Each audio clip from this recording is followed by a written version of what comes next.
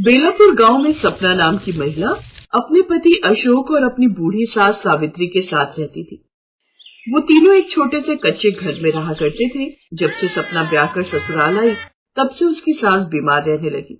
इसलिए सावित्री को लगता था कि उसकी बहू अपशगुनी है और उसके कदम घर में पड़ते ही वो बीमार पड़ गई है। इसलिए वो बिस्तर पर पड़े पड़े भी अपनी बहू को कुछ न कुछ ताने देती रहती। जब से ये मनहूस इस घर में आई है मेरे शरीर का तो नाश ही हो गया। ना जाने कैसे कदम पड़े हैं इसके घर में। अशोक दिहाड़ी मजदूरी करके पैसे कमाता था, लेकिन उसे मजदूरी से जो पैसे मिलते वो माँ की दवाइयों और घर खर्च में खत्म हो जाते। सपना के पड़ोस में ही उसकी जेठानी अनीता रहती थी, जिसे अपनी सास से कोई मतलब नहीं था। अनीता के पति का खुद का खेत था जिस पर वो भुट्टो की फसल किया करता था। एक रोज सपना अपने पति अशोक से, सुनिए जी, मेरी विमला मौसी है ना, वो रामनगर वाली, उनकी बेटी गुड्डी की शादी है, तो आप मुझे एक सस्ती सी कोई नई साड़ी दिलवा देंगे? तुम जानती हो ना सपना, माँ की दवाइयों का खर्च और तुम लोगों के खाने पीने का खर्चा, ऊपर से मजदूरी का ये काम जिसमें ये भी नहीं पता रहता कि कल काम भी मिलेगा या नहीं। भला ऐसे में साड़ी कहाँ से आएगी?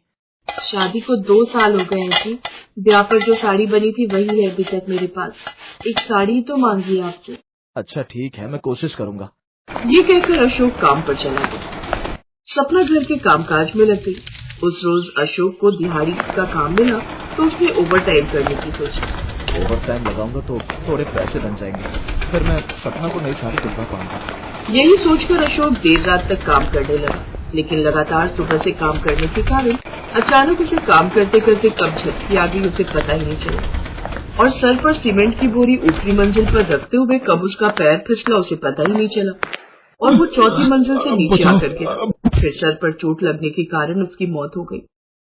अगली सुबह ये बात जब सपना को पता चली तो अपने 1 साल के बच्चे को गोद में लेकर वो फूट फूट कर रोने लगी। साथ ही सरला अभी भी रोते रोते अपनी गरीब बहू को ही गालियां दिए जा रही थी। मैंने तो पहले ही कहा था कि ये मनहूस है, पहले आते ही इसने मुझे बीमार कर दिया, मेरे बेटे को भी खा गई। अब पड़ गई तेरे कलेजे को ठंडक मेरे बेटे की बलि चढ़ाकर एक साड़ी के लिए। सामने अपने पति की लाश देखकर और अपनी सास के ताने सुनकर तो अब मानो सपना का भी मन कर रहा था कि वो फांसी लगाकर खुद की जान ले ले, लेकिन तभी उसे अपनी गोद में बैठे बच्चे का ख्याल आया और उसकी खातिर वो सब बातें चुपचाप सुनती रही। ऐसे कुछ दिन बीत गए। पहले ही गरीब बहू के जीवन में बड़ी गरीबी थी, लेकिन अब पति के चले जाने से तो उनके घर के हालात और भी बुरे हो गए।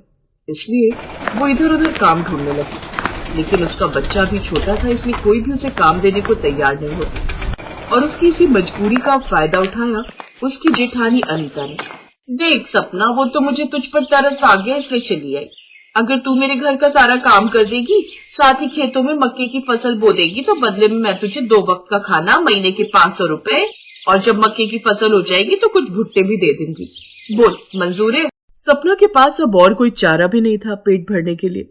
उसने उस वक्त हाँ कर दी। अगले दिन से वो अपनी जेठानी के घर काम पर जाने लगी। साथ ही अपने बच्चे को कमर पर बांधकर वो खेत पर काम करती। सारा दिन कोल्हू के बैल की तरफ पिसकर वो काम करती और फिर घर आकर अपनी सास की सेवा भी करती। एक शाम वो घर लौटी तो, आ गई महारानी, कब से राह देख रही थी, मेरी दवाई खत्म हो गई है, जा जा कर ले आ। उस रोज ही उसे 500 रुपए तनख्वाह मिली थी। वो जाकर उनसे दवाई लाई। ऐसे कुछ समय बीत गया। अब खेतों की फसल अच्छे से पककर तैयार हो गई।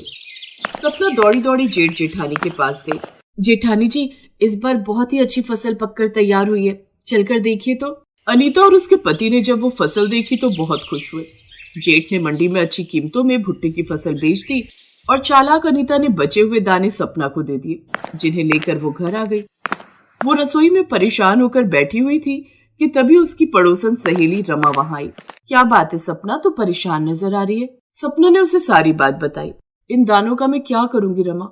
मैंने सोचा था फसल होने पर जेठानी कुछ भुट्टे दे देगी तो उन्हें बेचकर कुछ पैसे कमा लूंगी, लेकिन ये मेरे किस काम के? अरे तू चाहे तो इनसे भी पैसे कमा सकती है। वो कैसे? पॉपकॉर्न बेचकर। पॉपकॉर्न बेचकर? अरे हाँ, ये आइडिया मेरे दिमाग में क्यों नहीं आया? बस फिर क्या था, अगले दिन काम से लौटते ही सपना ने सबसे पहले एक कढ़ाई चूल्हे पर चढ़ाई और उसमें थोड़ा रिफाइंड डालकर उसमें मक्के के दाने डाल दिए। साथ ही उसमें थोड़े मसाले भी डाल दिए। फिर जल्दी से उसने छोटे छोटे लिफाफे बनाकर तैयार कर लिए और एक बड़ी सी टोकरी सर पर रखकर और एक हाथ से गोद में बच्चा थामे बाजार में पॉपकॉर्न बेचने निकल पड़ी। पॉपकॉर्न ले लो, पॉपकॉर्न, खिले खिले मसालेदार पॉपकॉर्न। माँ, मुझे भी पॉपकॉर्न खाने हैं। बहन जी, कितने का है पैकेट? जी 20 रुपए। ठीक है, दे दो। जैसे उन्होंने पॉपकॉर्न खाए वो बड़े खुश हुए और उन्होंने 2 पैकेट और खरीद लिए। ये देखकर आसपास और भी लोगों की भीड़ लग गई और देखते ही देखते उसके पास और भी ग्राहक आने लगे। उस रोज पहले ही दिन उसने 700 रुपए की कमाई कर ली। ऐसे कुछ दिनों तक वो और पॉपकॉर्न ले जाकर बेचने लगी, जिससे उसके पास कुछ और पैसे आ गए। अब उसने जेठानी का काम छोड़ दिया। अब उसने खुद का एक पॉपकॉर्न का स्टॉल लगा लिया, जिससे अब उसकी अच्छी कमाई होने लगी। उसकी मेहनत और लगन देख उसकी सास भी बहुत खुश हुई और अब उसे समझ आ गया कि उसकी बहू लाखों में एक है।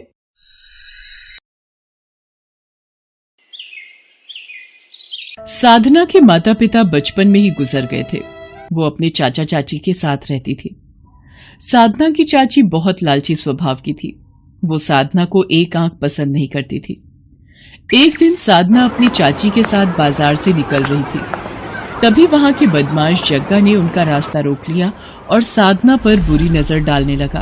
ओए होए, क्या अदा है? जरा हम पर भी मेहरबान हो जाओ साधना रानी। चाची, ये जग्गा मुझे फिर से परेशान कर रहा है। जग्गा दादा, बच्ची है, थोड़ा प्यार से बात किया करो। घर आओ, चाय पानी पियो, फिर आराम से बात करेंगे। अभी हम चलते हैं। चाची, आप उस गुंडे से इतने प्यार से बात क्यों कर रही थी? प्यार से बात ना करती तो क्या लड़ाई करती? अरे वो शहर का गुंडा है, उससे पंगा लेने का मतलब है अपनी मौत को दावत देना। और तू भी ध्यान से सुन ले, घर जाकर ये बात अपने चाचा को बिल्कुल भी मत बताना। अरे भाई, गुंडों से बनाकर रखनी पड़ती है, शहर में अपना रौब रहता है। साधना की चाची के मन में न जाने क्या चल रहा था। वो जग्गा दादा से बिल्कुल भी पंगा नहीं लेती थी, बल्कि उसे और बढ़ावा देती थी। साधना के चाचा को कुछ दिनों के लिए काम से बाहर जाना पड़ा। मौका देखकर साधना की चाची ने जग्गा को घर आने का न्योता दे दिया। अरे आओ जग्गा दादा, आओ, देखो आज साधना ने अपने हाथों से पूड़ी पकवान बनाए हैं। चाची ने इस गुंडे को घर बुला लिया। अगर चाचा घर पर होते तो वो कभी भी इस गुंडे को घर में ना घुसने देते। अरे भाई, जिसने बनाया है उसे बुला तो लो, हैं? अपने हाथों से ही मुझे खिला देगी। जग्गा दादा, मजाक करने में भी आप नंबर 1 हो। मैं साधना को अभी बुलाती हूँ। साधना की चाची जबरदस्ती साधना को जग्गा के सामने खड़ा करती है और साधना मन मार कर जग्गा को खाना परोसती है। जग्गा खाना खाकर चला जाता है। साधना अपने कमरे में जाकर फूट फूट कर रोने लगती है। साधना के चाचा को गए 2 दिन बीत गए थे। एक दिन साधना देखती है उसकी चाची ने जग्गा को घर पर बुलाया है और वो जग्गा से कुछ बात कर रही है। जग्गा दादा, चिंता मत करो, साधना के चाचा भी 2 दिन बाद आएंगे। तुम कल ही साधना को उठाकर ले जाओ और याद रहे, ये नोटों की गड्डी देना मत भूलना। उसके बाद तुम साधना का जो मर्जी करो, उसे प्यार करो या उसे बेचो, मुझे तो बस पूरे पैसे चाहिए। ठीक है, मैं कल अपने आदमियों के साथ आऊंगा और इसको पकड़कर यहाँ से दूर ले जाऊंगा। साधना अपनी चाची और जग्गा दादा की बातों को सुनकर घबरा जाती है और वहां से भाग जाती है। साधना के पास थोड़े बहुत पैसे थे, जिनसे वो टिकट लेकर एक बस में बैठ जाती है। वो बस शिमला की थी। साधना शिमला पहुंच जाती है।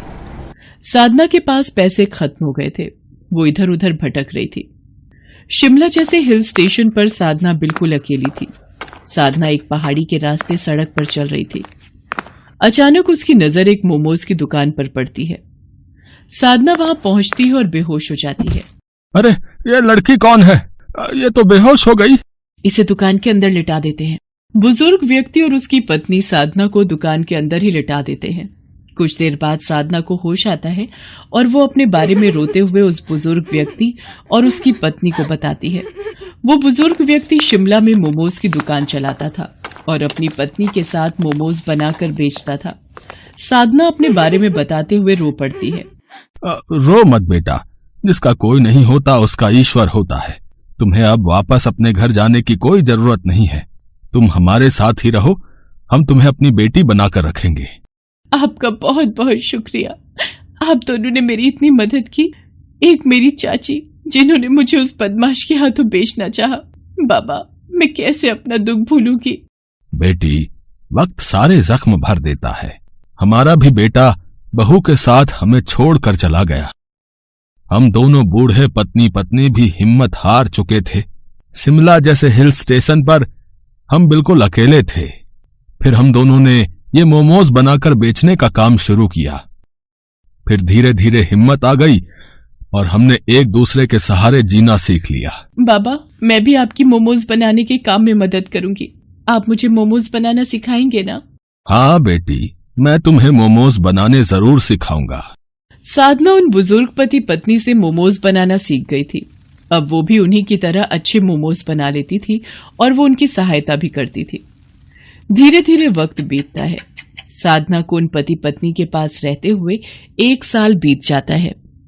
साधना ने मोमोज की दुकान पूरी तरह से संभाल ली थी। अब तो उन बुजुर्ग पति पत्नी को भी दुकान की कोई चिंता नहीं रहती थी। साधना ने अपना पिछला सारा दुख भुलाकर अब अपने नए जीवन पर ध्यान देना शुरू कर दिया था। एक दिन साधना मोमोज की दुकान पर ग्राहकों को मोमोज की प्लेट बनाकर दे रही थी। अचानक उसने अखबार में एक इश्तेहार देखा जिसमें उसके चाचा ने साधना की फोटो लगा रखी थी और लिखा था कि साधना, तुम जहां कहीं भी हो मेरे पास वापस लौट आओ, मेरी तबीयत ठीक नहीं है। बाबा, मेरे चाचा की तबीयत बहुत खराब है, वो मुझे बहुत याद कर रहे हैं। मैं अपने चाचा से मिलना चाहती हूँ। बेटी, मैं तुम्हें रोकूंगा नहीं। तुम चाहो तो अपने चाचा से मिलकर वापस आ सकती हो। साधना अपने घर वापस लौटती है, पर घर के बाहर भीड़ लगी हुई देख साधना को पता चलता है कि उसके चाचा अब इस दुनिया में नहीं है। साधना की चाची साधना से लिपटकर बहुत रोती है और उससे अपने किए की माफी मांगती है। साधना, मुझे माफ कर दे। आज तेरे चाचा मेरे कारण इस दुनिया से गए हैं। तेरे चाचा को पता चल गया था कि मैं तुझे जग्गा दादा के हाथों बेचना चाहती थी। तेरे चाचा ने जग्गा को पुलिस के हवाले कर दिया, पर वो तेरी याद में दिन पर दिन बीमार होते चले गए। आज तेरे चाचा मेरे कारण इस दुनिया को छोड़कर गए हैं। मैं ही लालची थी जो पाप करने चली थी।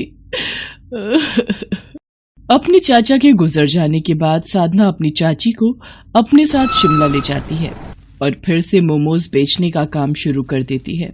साधना की चाची उसे ये सब करते देख अपने किए बुरे कर्मों पर रो पड़ती है।